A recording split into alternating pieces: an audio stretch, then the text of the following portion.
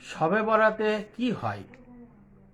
আল্লাহ পাক শবে বরাত প্রকাশ করে দিয়েছেন, কেননা এই নিসমি বিন শাবান, শবে বরাতের রাত আল্লাহর সিদ্ধান্ত, আদেশ, ক্রোধ, রোষ, সন্তুষ্টি, গ্রহণযোগ্যতা, প্রত্যাখ্যান, নৈকট্য, দূরত্ব, সৌভাগ্য, দুর্ভাগ্য, কারামত, তাকওয়া, পরেশগারির রাত।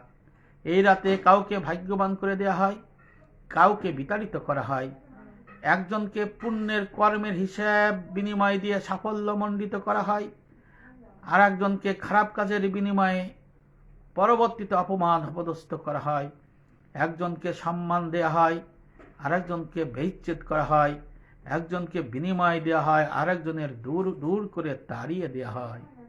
এই রাতে মাজলুমদের আল্লাহ পাক সাহায্য করেন। এই রাতে আল্লাহ পাক জালিমদের ধ্বংস করে দেন, অপমান অপদস্থ করে দেন।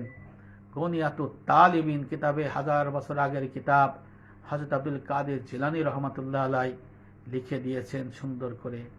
যারা এই দুনিয়ার মধ্যে ভালো কাজ করবে তাদেরকে আল্লাহ পাক সম্মানিত করবেন, আর যারা খারাপ কাজ করবে, যারা পাপাচার করবে, অত্যাচার করবে, নির্যাতন করবে, জুলুম করবে, তাদের জন্য দুঃসংবাদ। তাদেরকে আল্লাহ পাক কখনো না কখনো অপমান অপদস্থ করবেনই। এই শবে বরাতে রাতে এই অপমান কারা হবে, অপদস্থ কারা হবে কর্মের বিনিময়ে, আবার কারা পুরস্কৃত হবেন কর্মের বিনিময়ে, সেটা নির্ধারণ হয়। জালিমদের জন্য দুঃসংবাদ আর মাজলুমদের জন্য সুসংবাদ, এই রাতে এটা নির্ধারণ করা হয়।